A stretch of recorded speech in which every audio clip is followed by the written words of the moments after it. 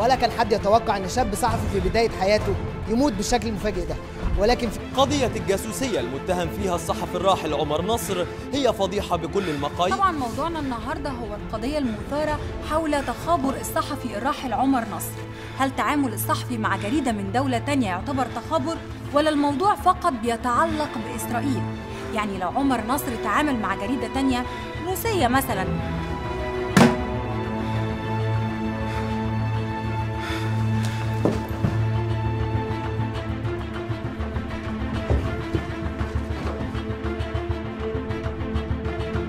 وفي ايه؟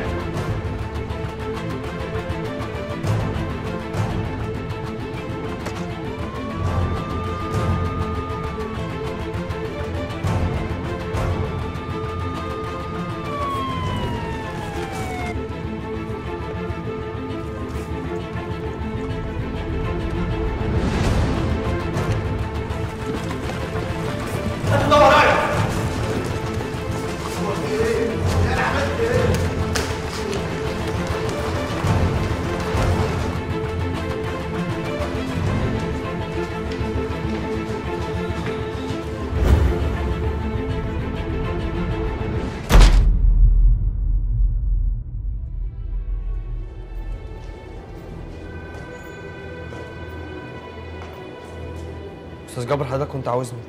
ايه يا استاذ اسر الزفت اللي انت بعته لي ده؟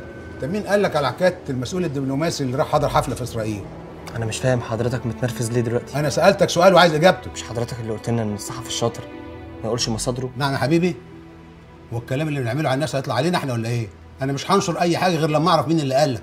انا ما عنديش استعداد ان انا اروح في داهيه علشان حته عيل، يعني مع احترامي. بص لي كده ليه؟ ضايقت عشان كلمه عيل؟ لا يا حبيبي، واحنا صحفيين صغيرين اتقال لنا كلام اكتر من كده من كتير. سيبك من الكلام ده وقول لي انت ليك مين بقى في الخارجيه بيسرب لك المعلومات دي؟ مزه مش كده؟ عن اذن حضرتك. انا لسه ما خلصتش كلامي، استنى. اقعد اقعد يا ابني، ما تستعبطش. في ايه؟ يا ياسر انت شاب وطموح، بس في الصحافه الطموح لوحده ما يوصلش اللي انت بتحلم بيه. مش فاهم. ما تتقمصش بس وتعمل زي العيال الصغيره كده. انا وانا في سنك اترفضت لي مواضيع بعدد شعر راسك، بس ما كنتش بتقمص، بالعكس كنت بشغل دماغي وافكر، وده اللي وصلني للي انا فيه دلوقتي. بس انا برضو مش فاهم، يعني حضرتك عاوزني ليه؟ في حاجه تانية عاوز تكلفني بيها؟ يا ابني انا عايزك تتقدم خطوه لقدام، عايزك تبص لنفسك وتفكر، هل انت ممكن تبقى صحفي ناجح وتثبت المزه بتاعت الخارجيه بتاعتك دي انك قدها وقدود، ولا تاخدها من قصرها وتشوف لك مجال تاني وتبطل تضييع وقت؟ اخش في الموضوع؟ اتفضل. متجمعين عشان نبقى على قلب رجل واحد. لازم نعرف احنا رايحين فين وجايين منين وعايزين ايه بالظبط. الثورة دي ثورتنا احنا، ولا يمكن حد يسرقها مننا.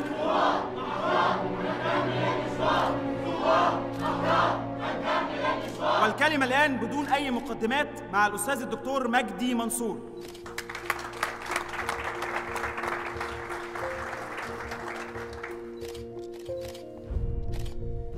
هتكلم أقول إيه؟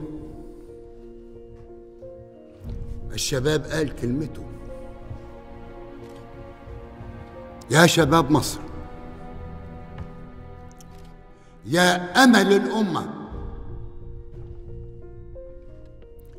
أي كلام هيصدر من واحد عجوز زيي هيبقى تخريف. عمر عمر عمر عمر حبيبي حبيبي حبيبي، وحشتني جدا وحشتني جدا جدا يا نجم الإذاعة والتلفزيون كل لا بالراحة والنبي، بالراحة عليا، مش كل مرة. أنا ما بهزرش يا عمر خالص.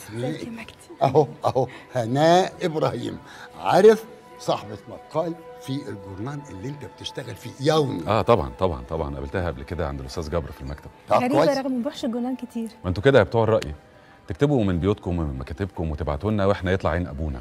المهم ان رأينا بيتسمع. خالص، الناس بطلت تسمعكم، الناس مش عايزه كلام، الناس عايزه الحقيقه. يا عمر يا عمر احنا مش جايين نتخانق يعني. كده اتفضلي. انا مش قادر افهم انت هتفضل على الكتف لحد امتى؟ طبعي ولا اشتريك؟ يقول لي طبعك مش كده كمان يا عمر. ايه مجدي؟ طبعا ده الكلام الحلو. بص ياما كلمني عنك بجد. وانا كمان سمعت عنك كتير قوي. ايه الكلام كويس ولا لا لا لا لا ابدا يا حبيبي ولا حاجه خالص. ما هو مش معقول تبقى ابو زياد حفيدي وجوز بنتي سابقا مش عايز نتكلم عليك. سابقا دي ممكن تحسسها ان في قضايا بينا ولا ايه الحكايه؟ لا ابدا ابدا. عمر ده ابني قبل وبعد، بس عارفه ايه، هو ابن عاق ما بيسالش عن ابوك. انت عارف اللي فيها، ما انت عارف. انا كنت عايزك في موضوع مهم قوي. وانا عازمك. عازمني؟ يبقى ابتديت تقبض زيهم بالظبط. كده ما ينفعش كده والله العظيم ثلاثة. لو استمريت على اللي انت بتقوله والشغب ده لا ادفعك ثمن العزومه. هو ده مجدي بيه اللي اعرفه. هو يلا بينا. يلا امسك. الكلام ده جاني من نيابه امن الدوله. ده عمر.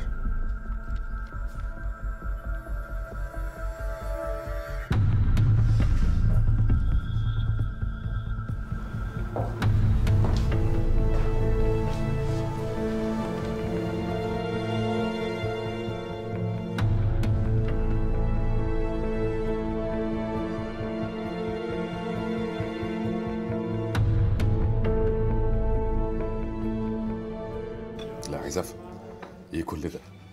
انت بعت الاشتراكيه والنضال وبقيت راس مالي ولا ايه الحكايه؟ وبعدين بقى انت ليك اكل ولا بحلقه مش فاهم؟ طب ايه رشوه ولا ايه؟ انا بفكر اتجوز تاني. ده صحيح؟ جاي تاخد اذني ولا ايه؟ لا جاي اخد رايك. انت كنت خدت رايي اولاني لما هتاخد رايي تاني. وانت عمرك رفضت جوازي من منى؟ حذرتك ولمحت لك. ما كانش ممكن اصرح باكتر من كده يا حبيبي. يا بنتي وانا مربيها على انها تاخد قرارها بنفسها، وانت ما اقدرش ارفض. كنت عايزني اقول لك ايه؟ اتجوزت بنتي رغم ان انا كنت عارف ايه اللي هيحصل. بس انا عمري ما ظلمتها. لا ظلمتها لما اعتقدت انها ممكن تبقى من طينة تانية غير كل الستات. يا حبيبي انا عشت نفس التجربة، عشان كده يا عمر حذرته. لا في فرق كبير قوي بيني وبينك. ده انت كنت لما بتحب تريح من السجن تروح المعتقل شويه وبعدين ترجع السجن تاني. لا يا حبيبي اسم الله عليك انت اللي كنت كل ما تسافر سفريه عشان تعمل تحقيق ولا تعمل حاجه تخلي البلد كلها تمشي وراك ونجيبك من السفارات والانتربول والنبي خلي الطبق مستور بقى ما كان زيها. ايوه بس هي ادتني انطباع كده انها تستحملني. وفي الاخر ايه؟ طلع زي امها. ما قدرتش ابدا تستحمل ان هي تضحي بنفسها ولا بالاستقرار. النضال ما كانش طريقها ابدا، ما كانتش قضيه مؤمنه بيها. بسم الله الرحمن الرحيم، واهلا بكم في حلقه جديده من اخر النهار. بحيي حضراتكم. الحقيقه كل ما اتامل الصحافه المصريه بقف عند اسم شديد التميز في هذه الصحافه، الكاتب الصحفي عمر نصر. اقدر اقول بكل يقين ان هذا الرجل هو كتيبه صحفيه بحد ذاتها. كلام فارغ مش عايز اسمعه. الموضوع دوت لازم ينتهي بكره، لازم نخلص منه بكره. انا مش هستنى اكتر من كده، فاهم ولا لا؟ في ايه يا هشام؟ ايه يا منى؟ شايفين بتكلم في التليفون؟ بص انا لا يمكن اسمح لواحد زي دوت يدمر لي حياتي. الحكايه من اولها لاخرها مسؤوليتك انت، ولازم تنهيها. بكره لو ما سمعتش خبر جديد يبقى انت المسؤول قدامي. انت ايه ما نزلتيش ليه؟ الوقت اللي انا مستنيه عربيه المستشفى. كل الخبطات الصحفيه دي اثر على اسرتي الحقيقه. يعني عايز اقول لك والله يا خالد ان 3 سنين اللي فاتوا دول شفت مثلا 15 20 مره بس. ان شاء الله الموضوع ده هيخلص قريب. بالظبط كده بالظبط. لا والموضوع كبر اكتر وبقى فيه تهديد على حياتي وحياتهم. علشان كده وامان لابني يعني قررت ان انا انفصل عن مراتي. لا والموضوع كبر اكتر، بقى فيه تهديد مباشر فبقيت. ايوه يعني انا اعمل ايه دلوقتي؟ اتجوز ولا اخلع ولا اعمل ايه بالظبط؟ فهمني. عايز اسالك سؤال محدد. متاكد يا عمر انها هتستحملك؟ لا بس هي الظروف يعني هديت اكتر من الاول بكتير. تهيألك اللي زيك يا عمر خد على المغامرات، خد على شكل معين من الحياه. شكرا على النصيحه يا حبيبي. بجد في الدنيا. ناكل بقى من غير قر كده؟ يلا. ايه يا حبيبي؟ مشغولة؟ لا يا حبيبي عادي مفيش مشكلة. طيب انا مش هطول عليك، انا بكلمك عشان اقول لك انك هتسمعي خبر حلو النهارده ان شاء الله. وخليكي فاكرة بقى ان انا قلت لك المفاجأة، ها؟ ايه ده؟ دي مفاجأة؟ مفاجأة ايه؟ لا طبعا مش هقول لك. المهم اعملي حسابك ان النهارده هنتعشى بره مع ناس مهمين. ماشي باي. كونسيدر الدنيا يا باشا. عاوز اقرا الموضوع في الجورنان قبل الاسبوع ده ما يخلص. شوف يا باشا، انا مش واثق من اي حاجه في الدنيا قد اللي انا قلته، وهتشوف بنفسك. ببساطه عشان اشرحها يعني اكتر بشكل ابسط، يعني عشان اشرحها للناس. وليه ما يكونش الراجل ده؟ تحقيق اعمق شويه، كم مستندات كبير قوي، وده اللي سهل الاداره. الراجل ده شايف نفسه ويعمل لنا مشاكل كتير، عشان كده كان لازم يختفي من الصوره وباي شكل. ثق فيا، رضوى ملفوفه حوالين صباعي الصغير وبمزاجها على فكره، يعني هتعمل اللي احنا عايزينه وباي شكل. والموضوع بتاع تهريب ال 13 مليار الخارج دول في 2007 كوم تاني خالص. انا يعني اندهاشي من كميه الفلوس اللي اتهربت يعني غير طبيعي. للاسف مع كل المعلومات يا خالد اللي انا حاططها في التحقيق محدش خد خطوه واحده بس، مع ان الفلوس معروف مكانها وانا كاتب ده في التحقيق. ده الطبيعي وده احنا شغالين على كده. بس عايز اسالك على حاجه، هو انت جمال ابراهيم دكتور خيري كان عايز مني حاجه؟ كان بيقول لحضرتك شوفي المريض اللي في العنايه. لا خالص على الاطلاق. ماشي يا مريم، اتفضلي. مش ولا حد مثلا يكلمك عنده بالتليفون، حد حاول يتواصل معاك؟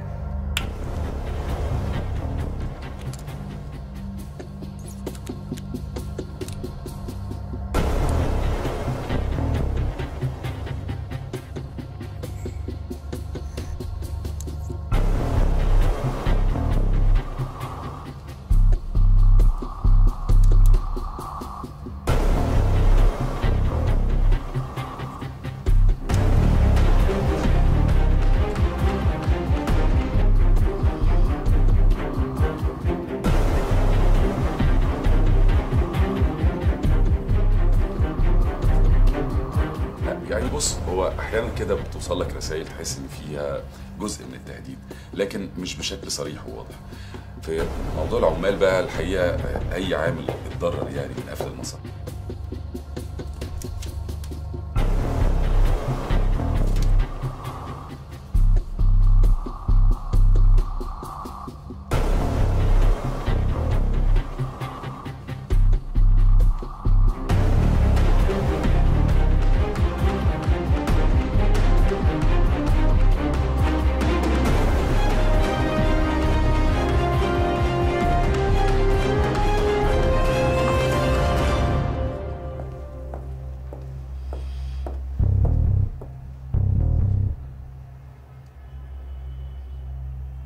الدوسيه اللي طلبته. شكرا. رضوى بتسأل عليك. عايزه ايه دي؟ معتصم تعال يا معلم. ايه يا معلم؟ ايه؟ بص هطلب منك طلب عشان انا بس مش فاضي اليومين دول. عايزك تعمل الموضوع بتاع اللي كنت عامله مع رضوى. عارفه؟ بتاع المحامين اللي اتقتلوا. لا يا معلم انا اسف معلش. ليه يالا؟ الموضوع كويس جدا واسمك هينزل عليه. اسف، ابوس ايدك ابعدني عن رضوى خالص عشان خاطري لو سمحت. ليه بقى؟ حلوه زياده عن اللزوم يا معلم. لما بشوفها ما بعرفش اركز، يعني بلقلق بتوتر بتضايق هتعقد هتاذي. في ايه يالا؟ واقف جنبي. استاذ جبر مديني الموضوع صعب جدا لازم اخلصه، وبعدين انا هكلمها واقول لها ان انت جاي لها دلوقتي. دلوقتي؟ ايوه. طب شكل حلو. امشي يالا. الدكتور ده له علاقه بالمحامين اللي اتقتلوا. انت عرفت ازاي؟ كان موكل عند محامي فيهم، وفي شبهات بتقول انه شارك في تعذيب ناس في المعتقلات. ايوه يا رضوى بس ده كلام بعيد جدا يعني، مش شرط يكون ليه علاقه باللي حصل. احنا نمشي ورا الموضوع من الزاويه دي ونحاول نوصل للدكتور ده، ولو وصلنا له نحاول نفهم ايه اللي حصل وليه. لو ما عرفناش حاجه ساعتها ندور على زاويه تانية. زاويه تانية؟ زاويه تالتة؟ انت تأمري. اتعدل انا مخطوبه. يعني لو مش مخطوبه كان ممكن تبصي لي؟ لا طبعا. لا طبعا وفي وشي كده. طب جمليها. معتصم احنا اخوات، كان لينا زملاء. انا ماشي.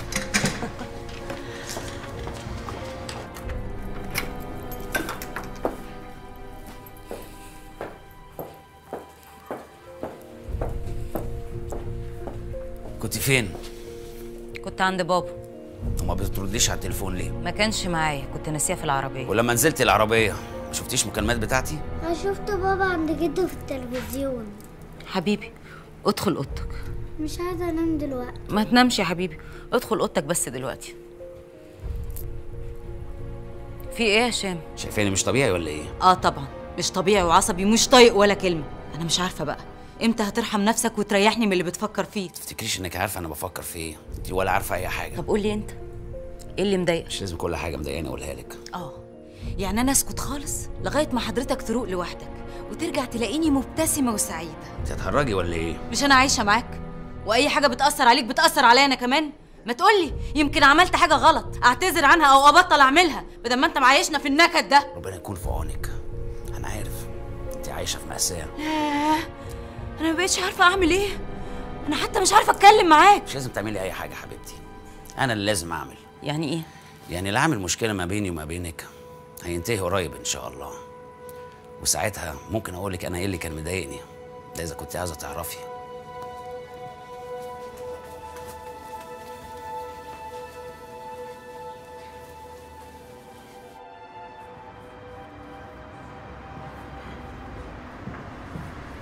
استاذ عمر؟ ايوه مين؟ مش مهم انا مين. المهم توعدني انك تبص على السدايه دي. فيها ايه بقى السدايه دي؟ فيها حاجه خطيره جدا يا استاذ. مفيش وقت عشان اشرح لك يعني وكده، لانهم ممكن يلحقوني في اي لحظه. اللي هم مين دول؟ هتعرفهم لما تبص على السدايه. بص عليها وحياة ابنك تبص عليها. بص عليها.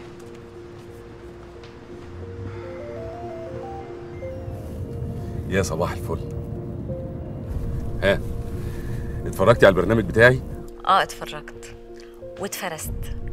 متشكره ليك كتير جدا. ليه بس؟ انا عملت ايه؟ عملت ايه؟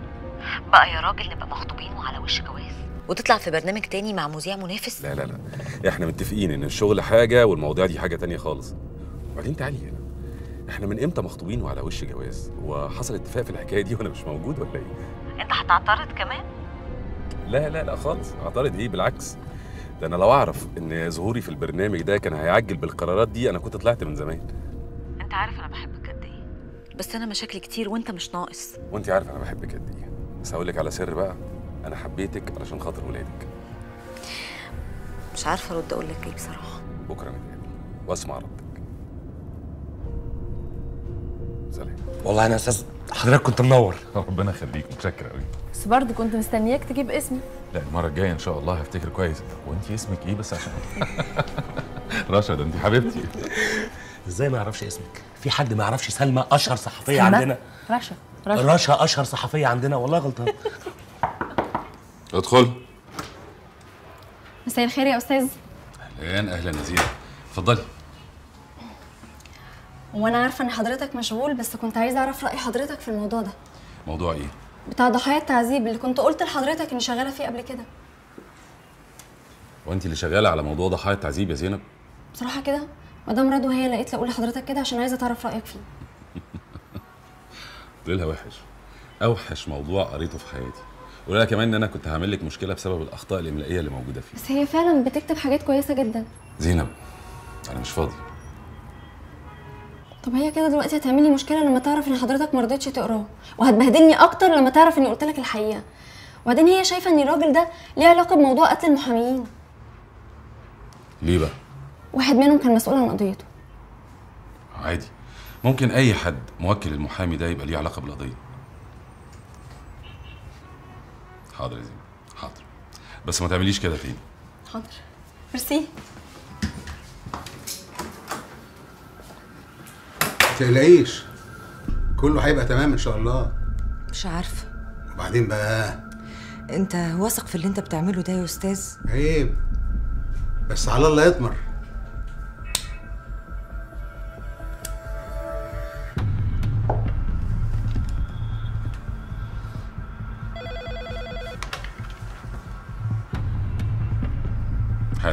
حالا انا هكون عنده. شكرا.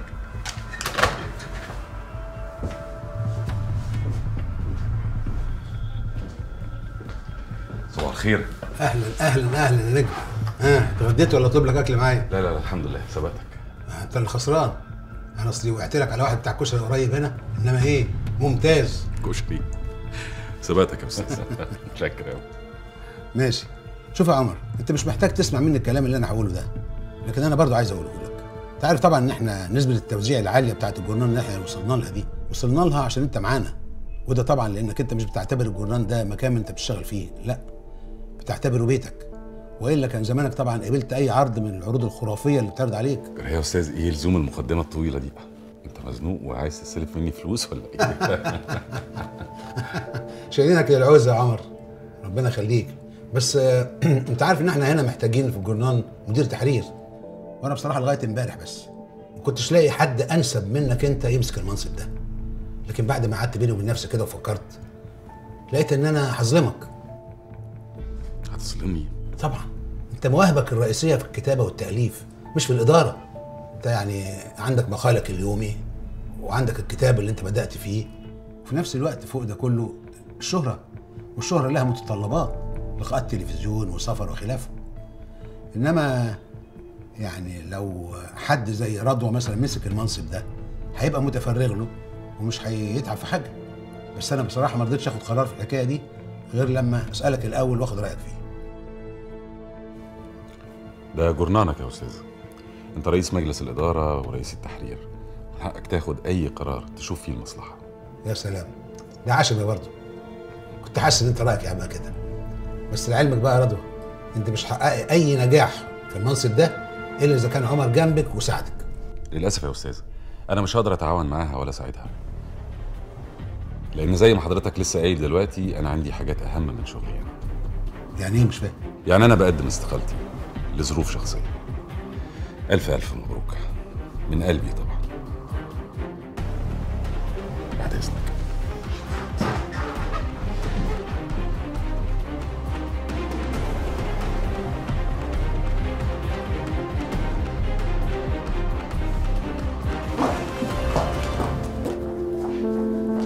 انا استاهل ان ابقى مدير التحرير. وانا باركت لك. عمر عايزه ايه؟ ايه المطلوب مني اكتر من كده؟ ما تمشيش. صعب، عندي ظروف تمنعني ان انا استمر هنا. اتكلم معايا بصراحه يا عمر. لو اتكلمت معاكي بصراحه هتزعلي. كبيره عليك ان انا ابقى رئيستك مش كده؟ كبيره عليك انت. انت مغرور. انت اللي طلبتي ان انا اتكلم بصراحه وهي دي الحقيقه. انت بتهني رغم ان انا عامله حساب الزماله والعشره اللي بيننا. انت اللي بتهنيني وبتقولي عليا مغرور، وبتهيني نفسك لو متخيله ان انت تقدري تشتغلي شغلانه زي دي. انت اساسا مش صحفيه يا رضوى، وكل يوم بتقضيه هنا يوم ضايع من عمرك. لا عندك ملكه الكتابه ولا حس الصحفي ولا قدرات اداريه تخليكي تسدي في شغلانه زي دي. وفري وقتك وفكري كويس قوي في اللي انا بقوله لك، وفي يوم من الايام هتشكريني علشان قلت لك الحقيقه. اقسم بالله العظيم يا عمر يا نصر، لو كان الاستاذ جابر عرض عليك انت المنصب ده وقال لك عايزك تبقى مدير تحرير كنت انت اللي رفضت بنفسك وقلت له معلش سوري انا مشغول. بس انت عايز بس تحس انك عظيم وانك اعلى بكتير من البني ادمين الغلابه اللي زينا. انت مش قادر تصدق ان واحده ست ممكن بمجهودها وكفاءتها توصل انها تتفوق عليك في حاجه حتى لو كنت انت مش عايزها، عشان انت جزء من المجتمع الذكوري المتخلف اللي احنا عايشين فيه. انا لو قطعت نفسي 100 حته برضه هتفضل باصص لي ان انا واحده ست، وبرضه اكيد عملت حاجه غلط عشان اوصل للي انا فيه. انت مصدقه اللي انت بتقوليه ده؟ حتى لو مصدقه دلوقتي بكره تتاكدي ان الكفاءه هي اخر حاجه اختارك علشانها الاستاذ جابر، ويوم ما تعرفي هتفضلي برضه تضحكي على نفسك. هتندم يا عمر يا نصر.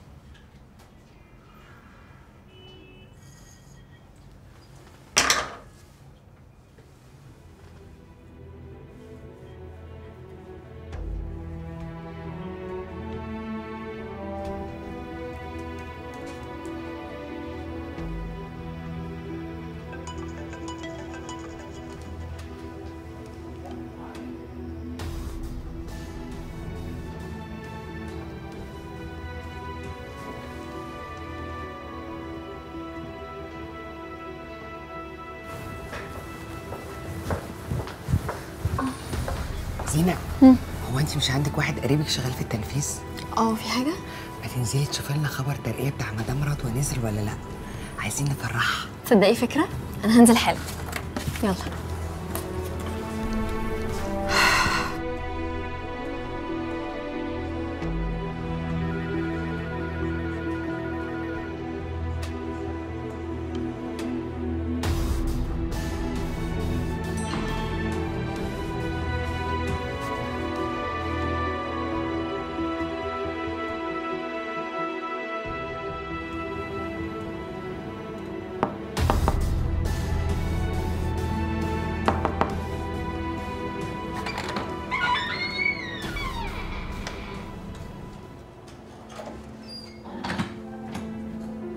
حسام حسام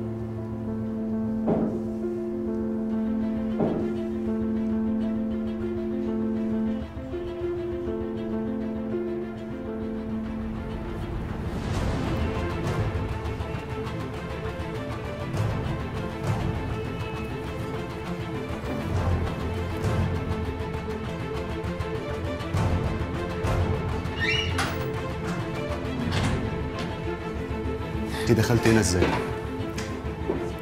انا زينب بنت خالة حسام وكنت عايزاه في موضوع عائلي كده. طب ما تدخليش هنا تاني، اتفضلي بره.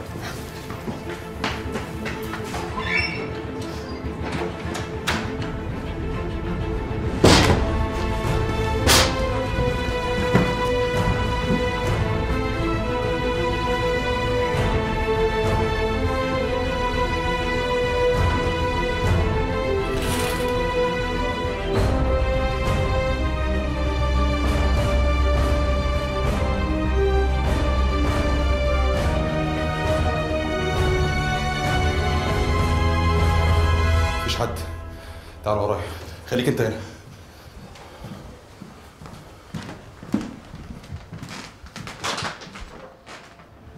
كان لسه هنا من شويه، بسرعه.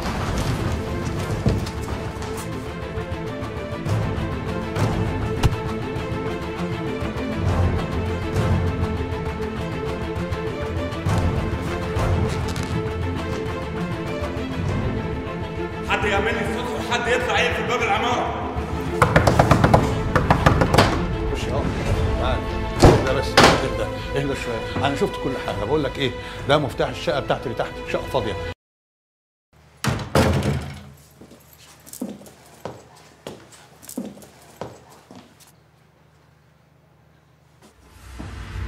انت المسؤول طبعا، وانا مش هسكت وهوديك في داهيه. انا اتصرفت لان المشكله ديت ما ينفعش انها تبقى موجوده في حياتي، وهو غرف 60 داهيه.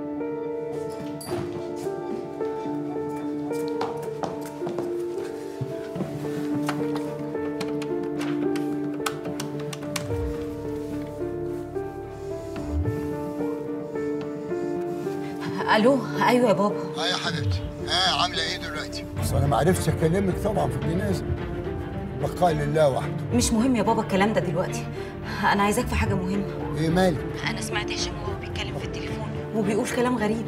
كلام ايه؟ انا حاسه يا بابا انه بيخطط لحاجه وقلت لك. في ايه يا منى؟ كلمي. بابا انا شاكه ان هشام ليه يد في اللي حصل لعمر. الكلام اللي انت بتقوليه ده معقول الكلام ده؟ زي ما بقول لك كده يا بابا. بتكلمي مين؟ انت مش سامعاني؟ بقول لك بتكلمي مين؟ بكلم بابا. طب بيكلمي وقت تاني عشان مستني مكالمه مهمه.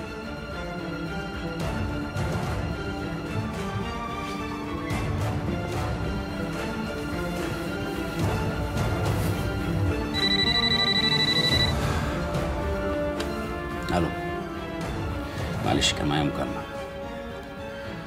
ممكن نتقابل بكره، مفيش مشكله، بس مش عاوز اي حد يعرف. انت فاهم قصدي ايه؟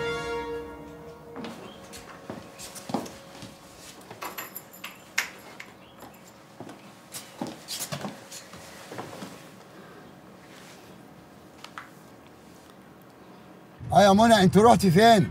معلش يا بابا الخط قطع. انا في البيت. ايه الكلام اللي انت قلتيه من شويه ده؟ قولي لي بالظبط عشان انت قلقتيني جدا. انا مش عارفه اتكلم دلوقتي. طب خلاص خلاص يا حبيبتي، انا جاي لك. مع السلامه. انا مش هقدر اكمل المهمه دي. مش هتنفذ الاوامر؟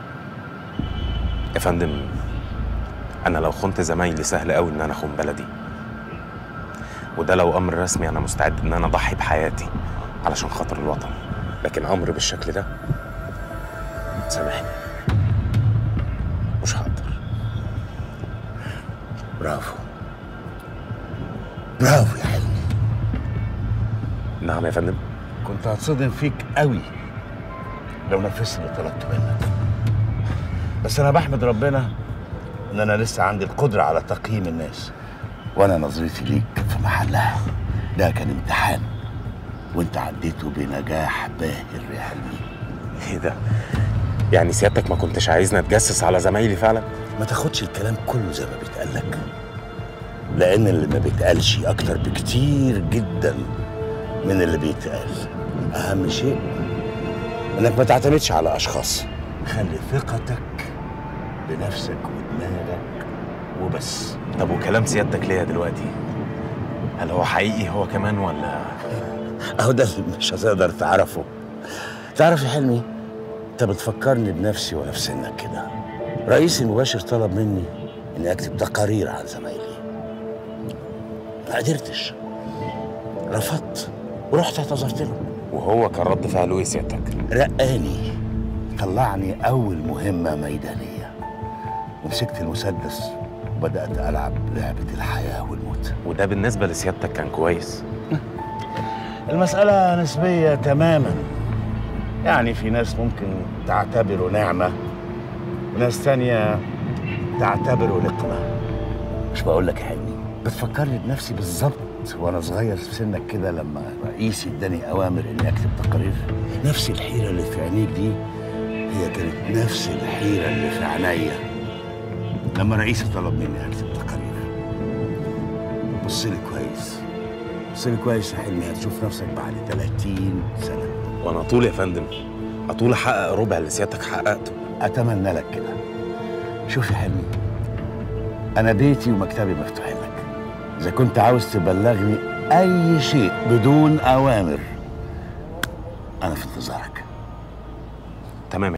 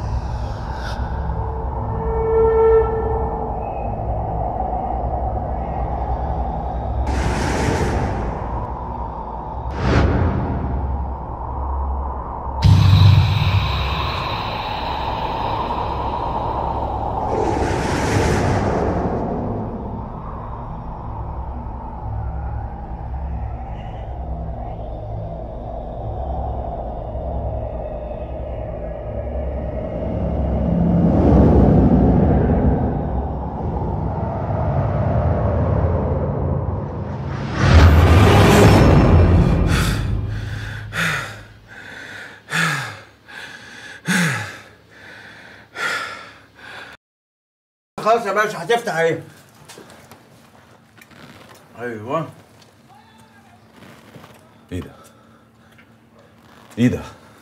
ايه ده ايه؟ انت مش عارف ايه ده؟ لا مش عارف. الله، انت مش قلت لي السديس ده عليها الشغل بتاعك؟ معناه ايه الكلام ده؟ معناه ايه الحروف والارقام دي؟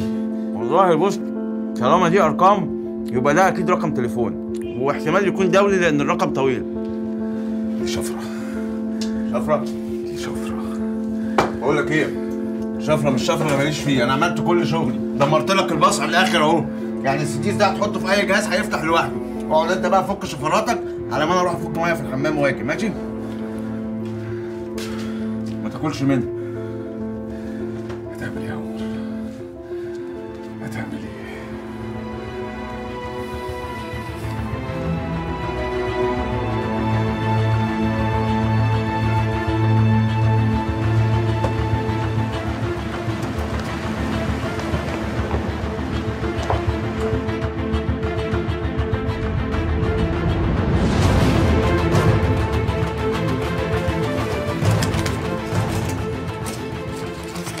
عمر نصر الصحفي اللي مات من يومين.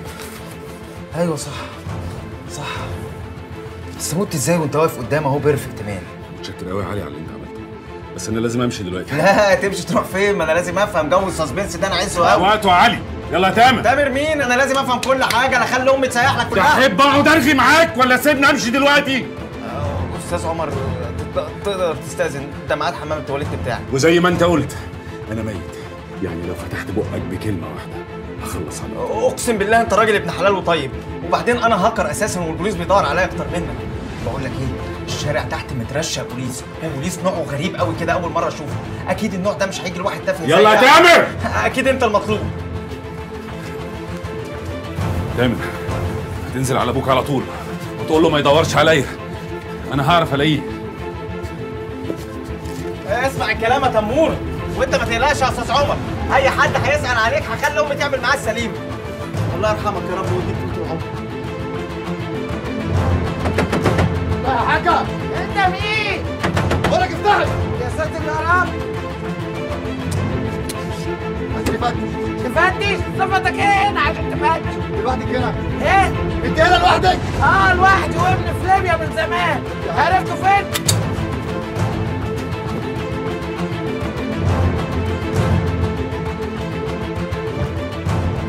كمل وراه. وقابلها شكري بيه.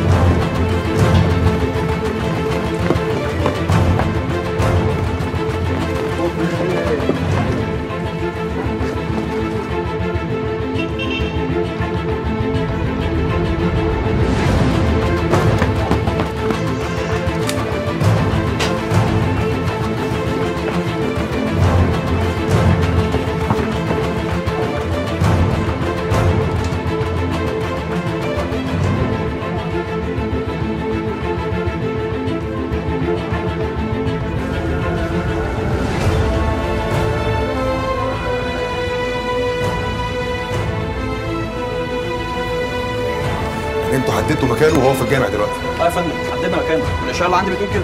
مستنيين ايه؟ ما تخشوا جيبوه بسرعه. انك فوق السطوح عشان كده عملت لك شاي. شايف كده لو الناس عرفت ان انا لسه عايش هيقولوا ان انا اللي لفقت حكايه موتي دي علشان اهرب من الاعدام. والمشكله بقى ان اللي كاتب الخبر في الجورنال بتاعي حته عيل، انا اللي معينه ومعلمه كل حاجه. ولا يهمك، قدام كل خاين ربنا هيوقف لك 10 يقفوا معاك ويساعدوك. ما افتكرش. اكيد هم عرفوا ان السدايه دي هتوصل لك، او اللي لقى السدايه دي هيعرف يديها لك، عشان كده سابك. كانوا يقبضوا عليه، يمنعوه يديني السدايه دي باي شكل، مش ده كان اسهل؟ اكيد. هم دلوقتي بقى لازم اعرف ايه اللي على السدايه دي اهم حاجه لازم اعملها دلوقتي. هيكون ايه على السدايه دي؟ والله ما عارف.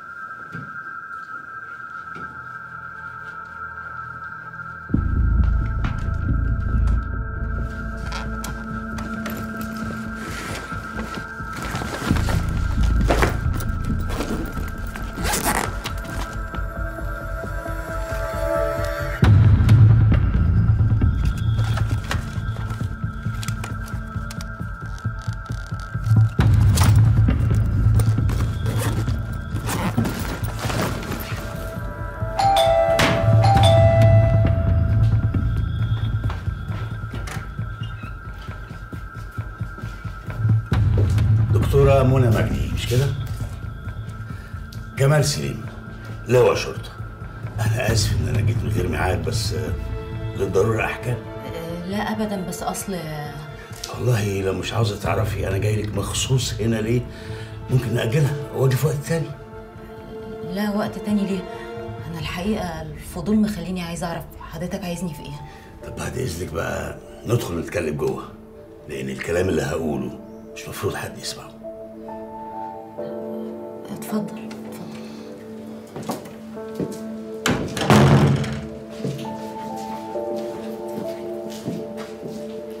اتفضلي.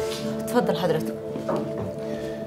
الحقيقه يا دكتوره منى، انا اللي شجعني اجي لحضرتك حاجتين مهمين قوي. اول حاجه ان احنا كوزاره واجهزه امن بنحافظ قوي على امن البلد دي، وبنحافظ كمان على المواطنين، وخصوصا شخصيه مثل حضرتك. والحاجه التانيه؟ الحاجه التانيه دي بقى حاجه شخصيه. شخصيه؟ ويمكن عائليه كمان. انا مش فاهمه. هو حضرتك مش متجوزه ضابط شرطه؟ ايوه. خلاص يبقى نفس العيله. انا اسف، الكلام اخدنا وما قلتلكيش الباقيه في حياتك. لا ابدا، مفيش حاجه، البقاء لله. الحقيقه يا دكتوره، معرفتي بشخصيه عمر تؤكد لي انه بعد الطلاق كان في بينكم علاقه شخصيه محترمه. لا اطلاقا، انا علاقتي انتهت بعمر قبل الطلاق بشهور، وبعد كده انا ارتبطت بهشام. علاقتنا كانت رسميه جدا وفي اضيق الحدود. عمر الحقيقه كان ليه علاقه مع ناس ممكن تقول عليهم اشر ناس في الدنيا، والناس دول قرروا ياخدوا موقف من عمر. لو تفتكر ان عمر مات بازمه قلبيه زي ما بيقولوا، لا، عمر اتقتل. ايه؟ ادوله حقنه بعد ربع ساعه تبدو انها ازمه قلبيه، لكن بعد كده بيموت كانها موته طبيعيه. وايه اللي يخليهم يعملوا حاجه زي كده؟ ايه اللي يخليهم يعملوا كده؟ اهو اجابه السؤال ده هتعرفنا حاجات كتير قوي، ويمكن من خلالها نبرأ عمر من قضيه التخابر. يا ريت. على العموم الحكايه بالنسبه لهم ما انتهتش. الحاجات اللي عند عمر واللي هم عاوزينها قوي هتخليهم يحوموا حوالين كل حد ليه صله بعمر، يمكن يفيدهم عن الحاجات اللي هم عاوزينها. يعني ممكن يعملوا؟ لا ما تخافيش دكتوره، انت متأمنه كويس جدا، العماره كلها متأمنه كويس قوي، ناقص حاجه واحده بس، نأمن الشقه من جوه. طبعا طبعا، تحت امرك. طب اسمحي لي بس اخلي الولاد يدخلوا علشان يظبطوا كل حاجه ويعاينوا الشقه. الو، اتفضلوا.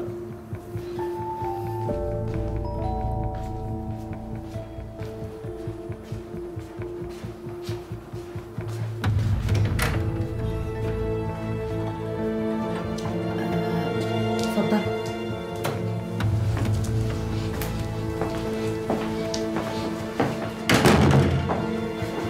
انجز بسرعه، احنا ضايقنا الدكتوره، ازعجناها اخر ازعاج. لا لا ابدا، مفيش اي ازعاج. تأكدي يا دكتورة إن الداخلية مفتحة جدا، داخلية قوية تقدر على الناس دي واللي أعتى منهم كمان. بس أنا هطلب منك طلب أرجوك تنفذيه بكل حرص. لو وصلتي لأي معلومة ولو صغيرة عن الناس دول أرجوك اتصلي بيا.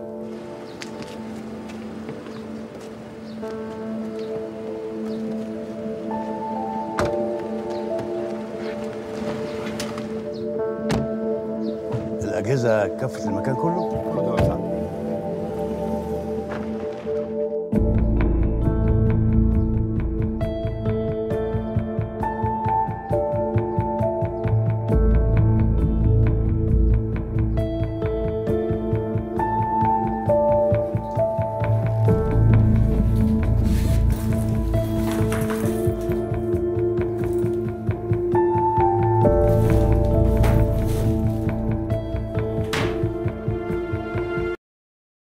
منى،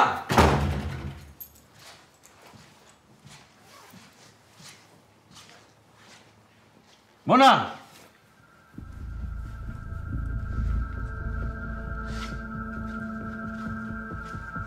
منى،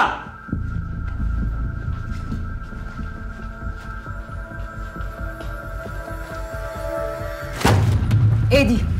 جبتيها ازاي؟ انت بتجسسي عليا ولا ايه؟ اوعى تفتكر انك ممكن تغير الموضوع. انا قتلت الحكايه دي النهارده. انا مفيش سر في حياتي لو قلت لك عليه، واديني بدفع الثمن ومش ندمانه. انما تخبي عليا حاجه زي دي؟ كلم ناس تهددها في التليفون وعلى طول عصبي. مين يستحمل ده في الظروف اللي احنا فيها؟ وايه الظروف اللي احنا فيها بقى؟ والله مش عارف. طب انا جالي ليه النهارده؟ كان بيتكلم معايا في قضيه عمر، وكان معاه ظباط ودخلوا جوه، ولو كانوا شافوا المصيبه دي كنا رحنا كلنا في 60 داهيه. وايه اللي هيودينا في 60 داهيه؟ دي مجنونه. انت عارف ان هم شاكين ان عمر مات مقتول؟ الله يرحمه. بسم الله ما شاء الله. ده ايه البرود ده؟ منى! ايه الفلوس دي يا هشام؟ ايه السلاح ده؟ ايه اللي مخبيه عليا؟ اقسم بالله العظيم لو ما قلت لي دلوقتي لاخد ابني وامشي ومش هتشوفني تاني. براحتك، اعملي اللي انت عاوزاه.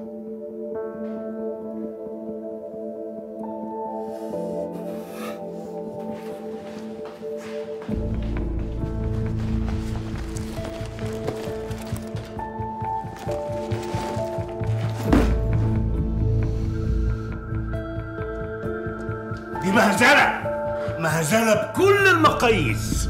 سعادتك انا كنت بشوف شغلي مش اكتر. وشغلك بيقول لك انك تجيب راجل غلبان زي ده وتهينه وتعذبه علشان تاخد منه اي كلام؟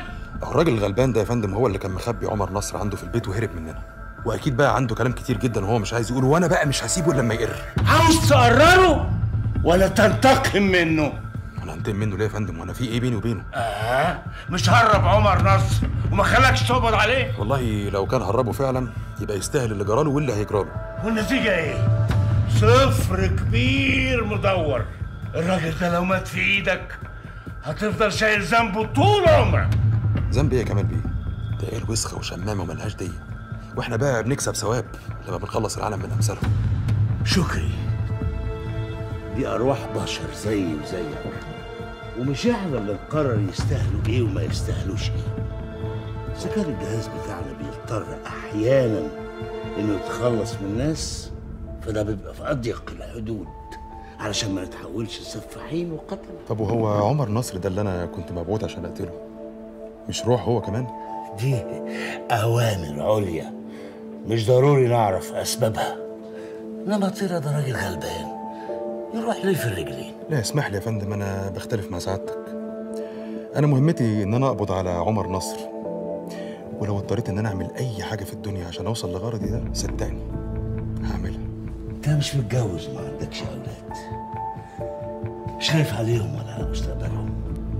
ما فكرتش لو عندك اولاد وكبروا انهم يتحملوا اخطائك؟ والله سعادتك شغلي هو كل حياتي. طب خلي بالك، لان شغلك ده برضو هو اللي ممكن ينهي حياتك.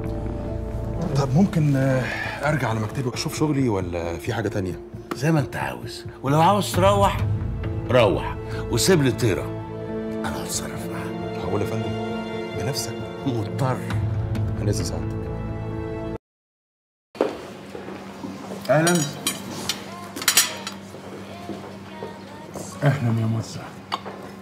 قبل ما نتكلم ولا كلمه، انا عايزه اعرف انتوا ايه علاقتكم بالظبط بموت عمر نصر؟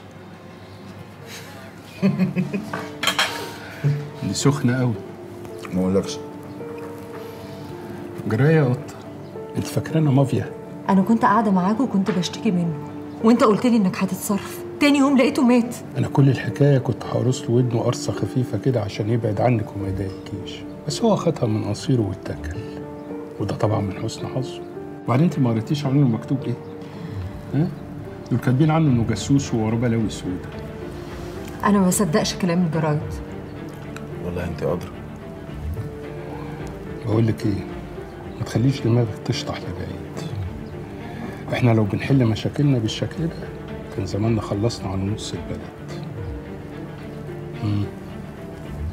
تاكلي ايه؟ انت عايز مني ايه بالظبط؟ جرى ايه؟ هي ما بتتفهمش؟ تمام يا باشا.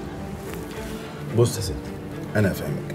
في حته ارض في المقطم الدوله كانت عرضها للبيع، وانا ويحيى بيه دخلنا مناقصه عليها، بس للاسف المناقصه اخذها راجل مستثمر خليجي. از يوجوال. المستثمر ده كان عايز يعملها كومباوند، وانا والراجل ده عملنا كل اللي نقدر نعمله علشان نزهقه من الارض، لا نخليه يعرف يبيعها ولا حتى يلتزم بمواعيده، عن طريق بقى اشاعات، خطف زباين، مقاولين من باطن ياخروا المواعيد علشان الاسعار تعلى. المهم الراجل في الاخر وافق انه يبيع، بس للاسف في مشكله، الراجل برضه مش عايز يخسر والارض غاليه. هنا بقى يجي دور جنابك. اللي هو ايه ده؟ انت عارفه ان في صخره كبيره وقعت في المقطم وكانت السبب في مأساة الدنيا، والناس بتقول ان الارض في المقطم كلها نوت ستيبل، وعشان كده هي ارخص من اي حته تانيه. عايزك انت بقى تنفخي في الموضوع ده وتخوفي الناس عشان يخافوا يشتروا هناك، وخصوصا في المنطقه اللي فيها الارض بتاعتنا. وانت تحت ايدك كل الصحفيين، وبالنسبه للجبر ما تخافيش، هيتعاون معاكي. مش بس كده، في صحفيين كتير قوي في الجورنال بيشتغلوا معدين لاكبر واهم البرامج في مصر. يعني انت ممكن تطلعي في برنامج او اتنين تحذري الناس وتخوفيهم، وممكن نأيد كلامك باتنين تلاتة جيولوجيين وبخرائط موثقة نثبت كل كلام.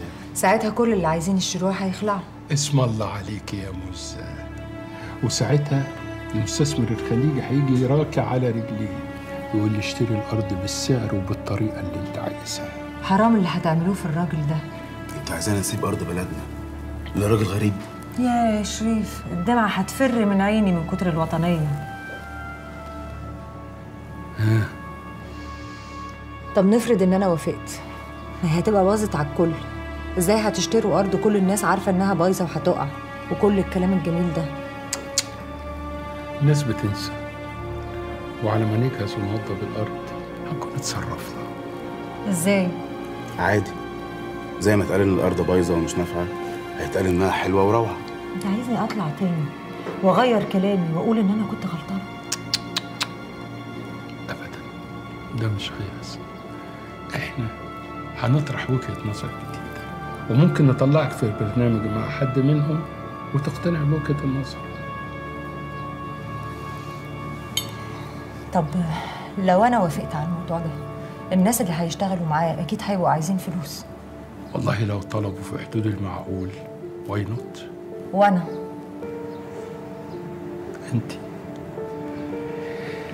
انت هيبقى لك احلى واجمل واطعم فيلا في الكومباوند. هديه ليكي. وهديه لمين؟ لاحلى واطعم واجمل مدير التحرير في العالم. وطبعا ده مش هيبقى اول ولا اخر تعامل بينك وبين يحيى. يبقى عشان كده انتوا كلمتوا جبر عشان يخليني مدير التحرير، لان عمر نصر طبعا ما كانش هيساعدكم في الموضوع ده.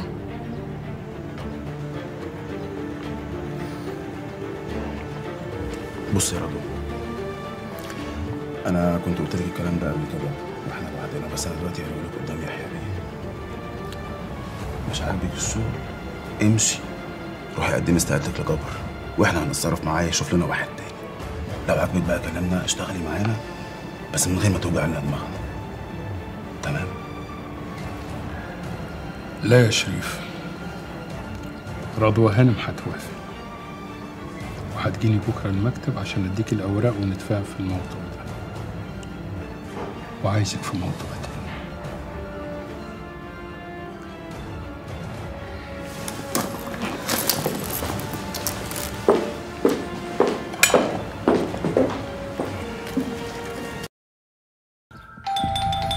برضه نسيت المفتاح يا هشام؟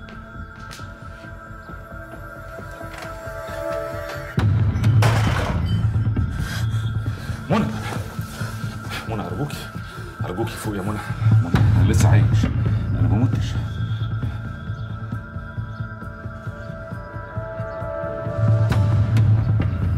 حتى بعد ما سيبنا بعض برضه عندك القدرة انك تجيب لي انهيار عصبي.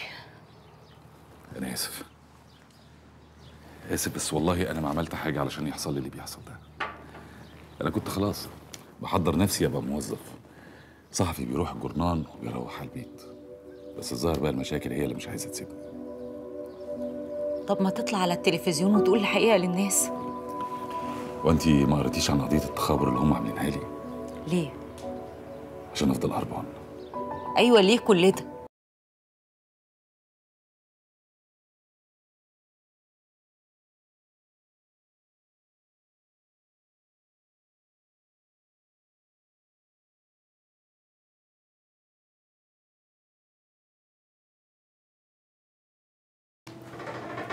تمام سعادتك.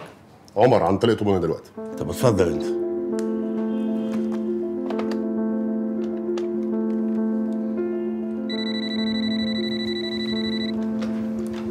ايوه، اوامر سعادتك.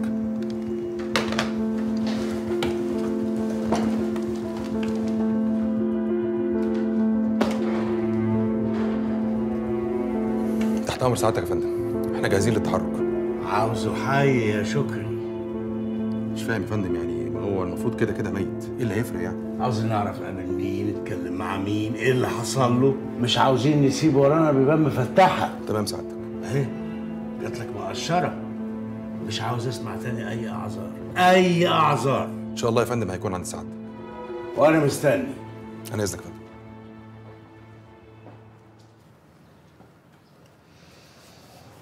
انا عارف ان وجودي ممكن يسبب لك مشاكل. لا بس اصل زياد نايم وممكن يصحى في اي وقت ويشوفك. وهشام كمان ممكن يجي في اي لحظه. ممكن. وعشان كده لازم. من غير ما تكملي، انا فعلا لازم امشي. خلاص، بعد اللي حصل ده صعب اقعد في اي مكان اكتر من 5 دقايق، يا اما هاذي الناس اللي فيه. وانا ما اذيتكيش، او يمكن اكون عملت كده واذيت كل اللي حواليا، بس صدقيني غصب عني، ما كنتش قاصد.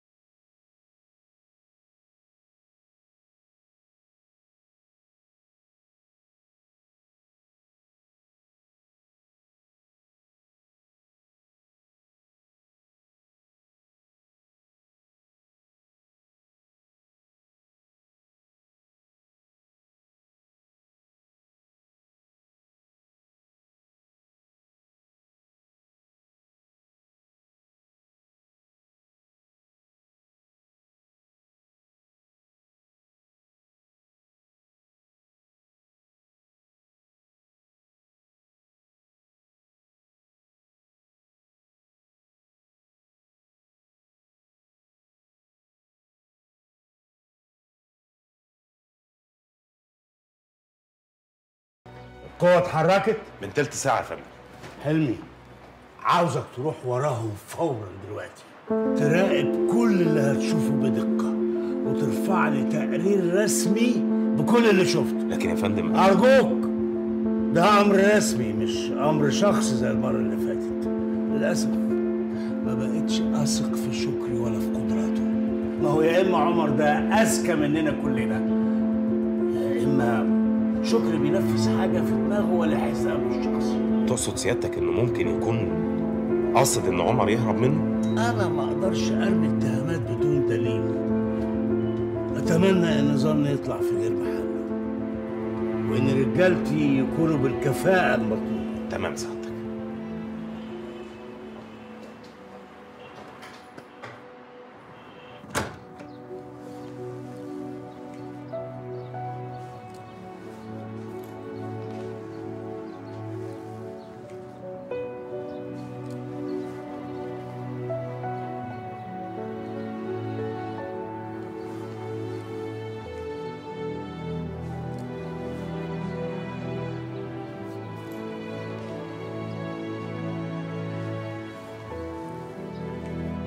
الو يا بابي. ايه ده يا زياد؟ انت لسه صاحي؟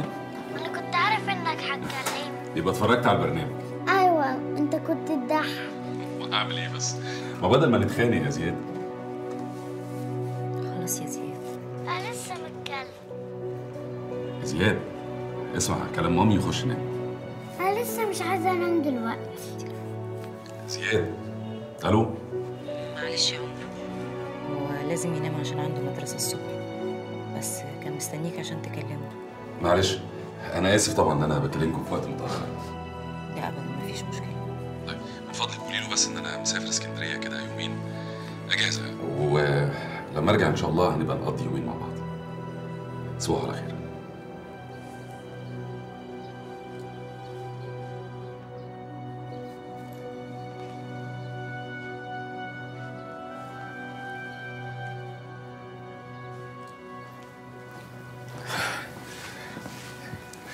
ابني لازم يعرف الحقيقه.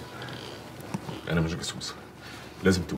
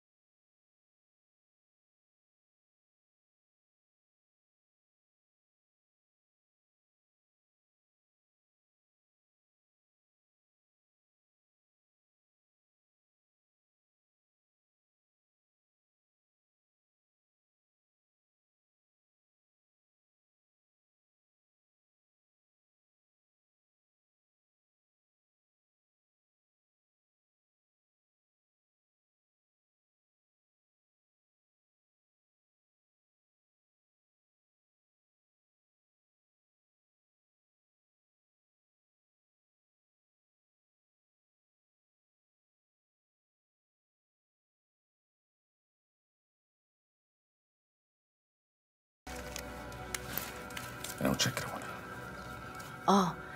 في ناس جم سألوا عليك. لواء اسمه كمال سليم، وقال لي حاجة غريبة. قال لي إن الوفاة حصلت بسبب حقنة مميتة بتعمل شبه زي الأزمة القلبية كده، وما بتسيبش أي أثر في الجسم. الكلام الفارغ. هيبداوا يطلعوا إشاعات علشان أفضل هربان. بالعكس، ده قال لي لو قدروا يعرفوا معلومات عن الحقنة دي ممكن يطلعوك براءة من قضية التخابر. اسمه إيه؟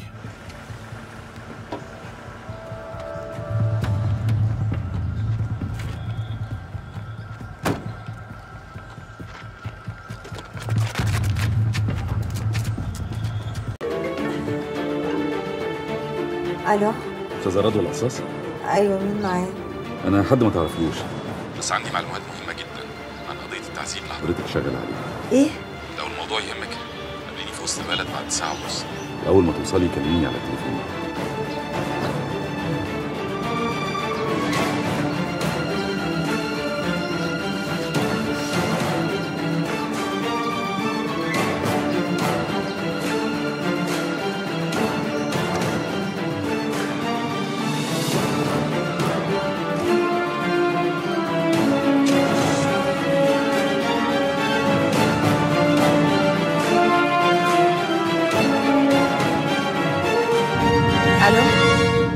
أنا في الطريق، قربت أوصل. كويس أوي.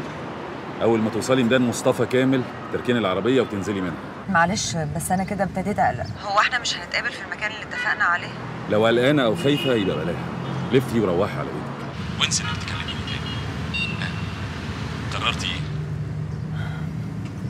أوكي.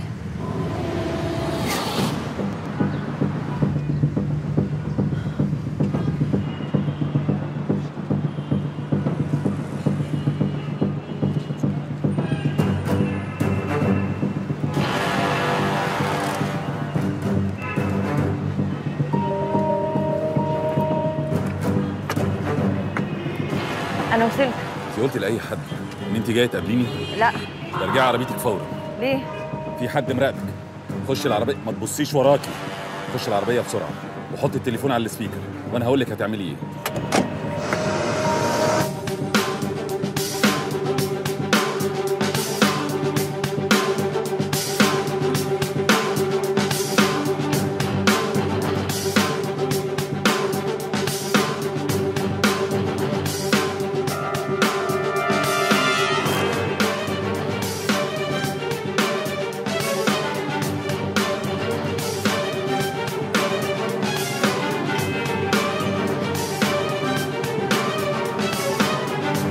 أنا شايفك زي ما أنت، خليكي ماشية على طول.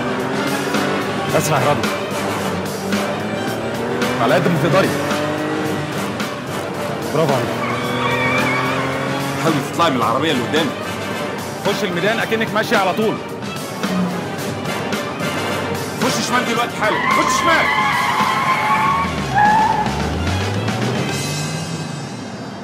نعم.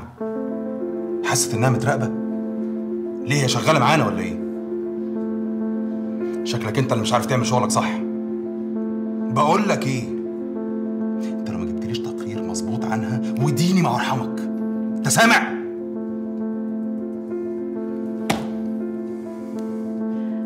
انا دخلت الباركينج، انا مش شايفه حد خالص، انا ماشيه على طول اهو.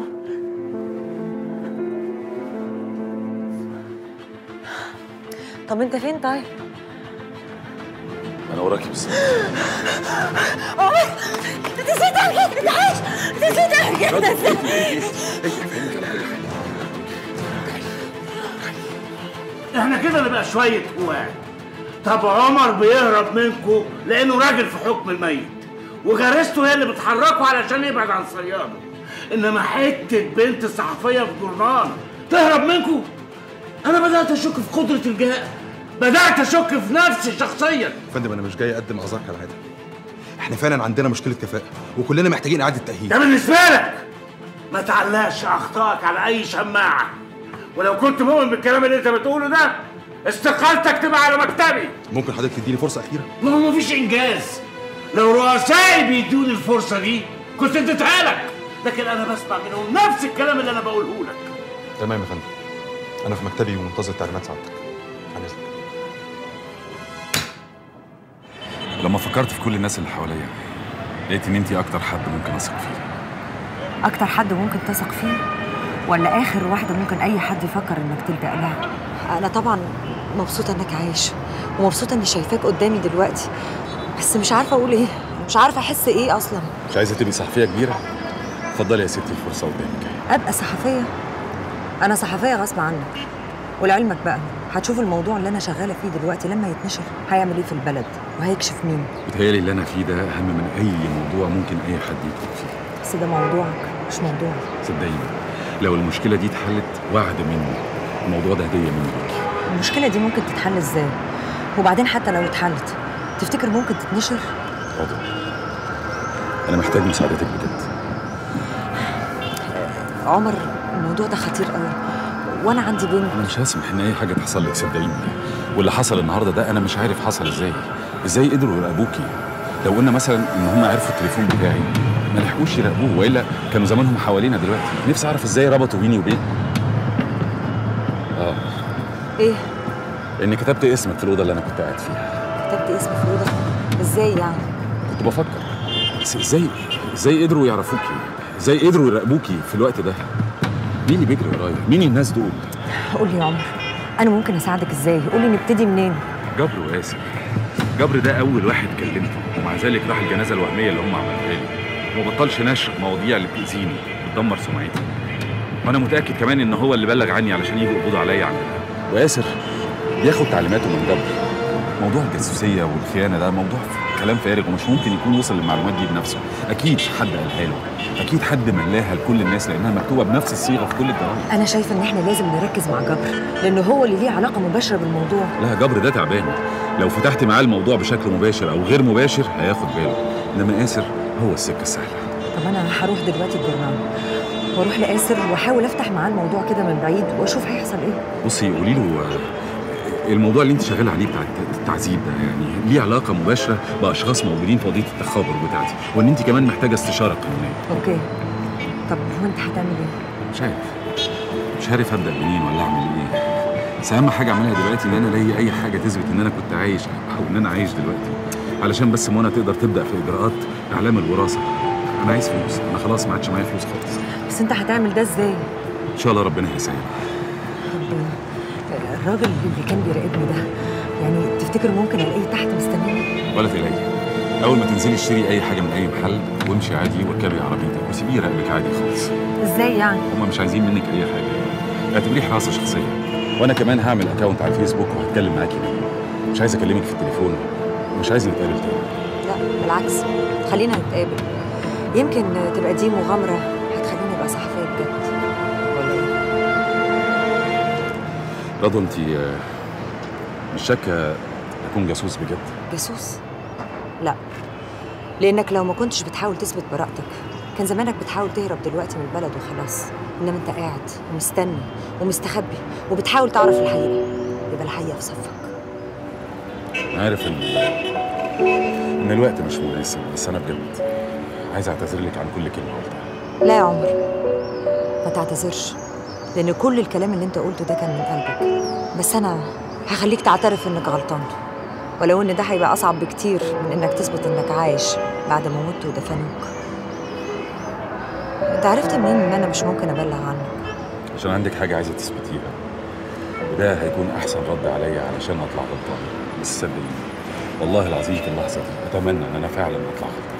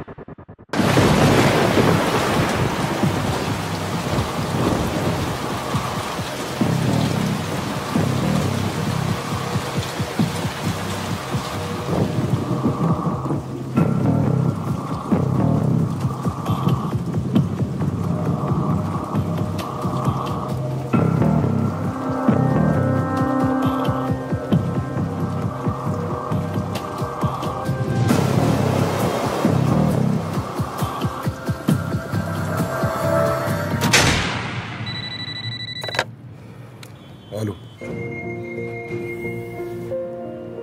بتقول ايه؟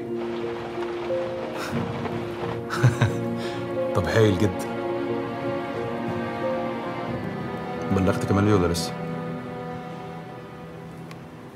طب استنى بقى لغايه ما اجيلك انا متاكد بنفسي. انا هقول لك طراس الافعى بايد عدوك.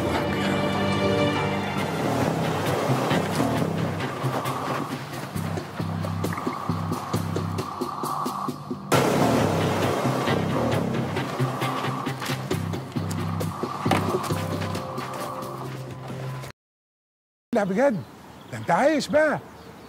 اسف ان انا خيبت ظنك. بصراحة ربنا انت خيبت ظني فعلا، وانا مش مبسوط.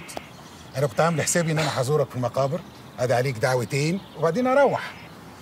بس زيارتي دي شكلها هتتأجل، او يمكن ما تتأجلش حسب ما هتقولي انت جاي لي انا ليه. انا جاي لك علشان عايزك تساعدني. اساعدك؟ ليه النكتة الغريبة دي؟ صحيح يا عمر، انا صحيت الصبح كنت حاسس كده ان اليوم هيبقى لطيف وظريف، بس ما كنتش متخيل انه هيبقى بالظرف واللطف ده ويقلب في الاخر برضه كوميديا. انا سعد وقال وجيه لو سمحت خليهم يجهزوا لنا 2 فطار سبيشال فيهم كل الحركات. واضح بقى ان الاستاذ عمر ما كانش بقاله كتير، والله اعلم هياكل تاني امتى. تعالى عايز اساعدك ليه يا عمر؟ ده انا يا راجل سجنت بسببك 1 سنة و8 شهور، خسرت ارض ب 70 مليون جنيه، ده غير اللي لها في المحامي وشويه الناس ريال. هات لي بقى سبب واحد وجيه في الدنيا يخليني اساعدك. نسيت حاجه كمان انا كنت السبب فيها، ان المدام طلبت الطلاق لما انت اتسجنت، ولا دي حاجه جت على هواك؟ لا دي معاك حق، بس برضو ما قلتليش ممكن اساعدك ليه؟ يمكن عشان العشره. عشره؟ لا بص بقى، مش عايزين نتقرف، خلي الكلام ده بعد الفطار. يمكن او تقدر تقول يعني ان في حاجه عندي انت ممكن تبقى عايزها بجد.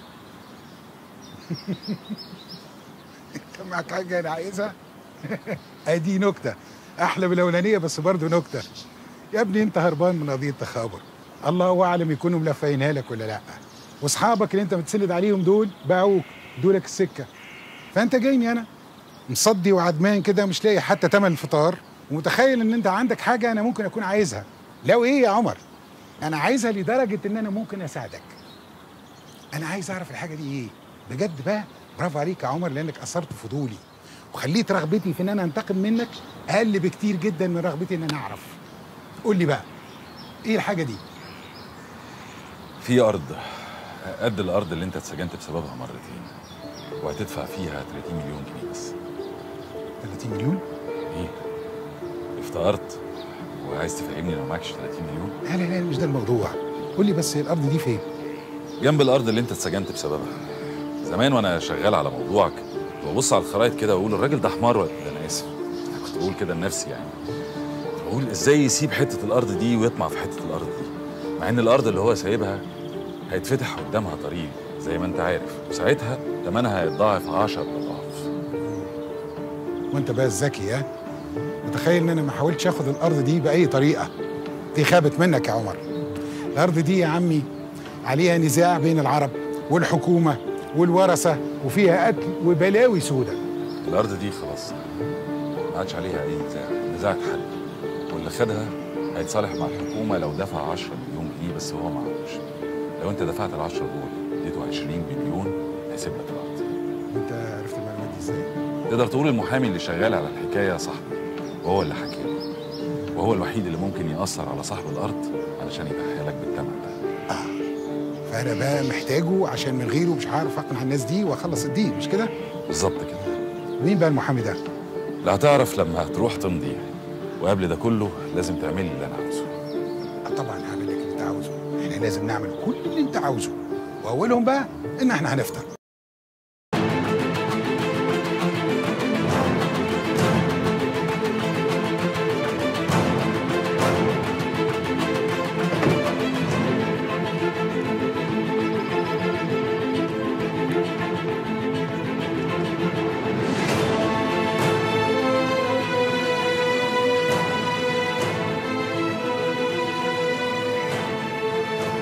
الرصاصتين اللي اتقتلوا بيهم خارجين من مسدس متسجل باسم الدكتور عباده جاره.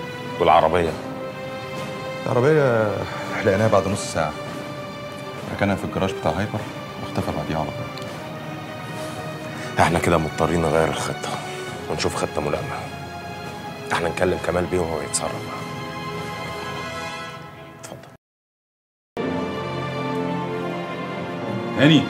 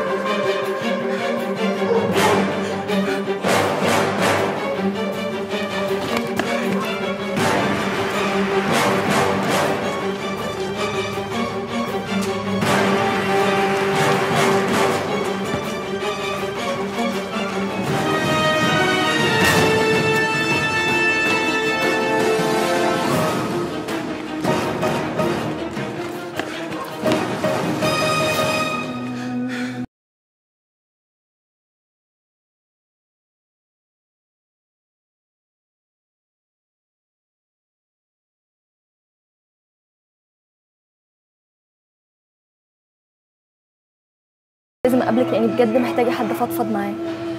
انا سهيت امي بالعافيه عشان اعرف اهرب من البيت واجي اقابلك، وربنا يستر بقى اللي هتعمله بعد ما ارجع. انا حصل لي مشاكل كتير قوي ومش هقدر اشتغل الشغلانه دي تاني. ده بسبب حاجه ليها علاقه بعمر؟ هو انت عايزاني بسبب الموضوع ده؟ انا برضو بطمن عليكي، بس بصراحه هو ده السبب الاساسي. انا رحت لآسر وقال لي ان انت ممكن تفيديني. رحتي لآسر ليه؟ ايه اللي انت عارفاه يا زينب؟ انا اتضريت انا واهلي بسبب الموضوع ده، وبجد مش هقدر اقول اي حاجه تانية، كفايه اللي جرالي. ما هو اللي جرالك ده مش هيخلص ابدا غير ما تتكلمي وتقولي الحقيقه. انا عارفه ان انت تعبتي وضحيتي كتير، يعني دفعت ثمن غالي. كل ده هيضيع لو ما اتكلمتيش. انا ابويا اتنقل من شغله، وخيط لفقت له تهمه ودخل السجن بسبب الموضوع ده. انا غلطانه اني قابلتك. زينب، اللي انت هتقوليه محدش هيعرفه. نفس الكلام اللي قاله آسر بالظبط. عمر بريء. استاذ عمر مات، والحي يبقى من الميت. عمر عايش ما ماتش، بس ممكن يموت وممكن يتقتل لو انت ما اتكلمتيش. انا ما اعرفش انك هتكلميني في الموضوع ده، والله ما اعرف. طيب انا هقولك على كل حاجه، بس اقسم بالله لو حد عرف اني قلت لك اي حاجه لاكون مموته نفسي، عشان مش عايزه اي حد من اهلي يتاذي تاني بسببي، فاهمه؟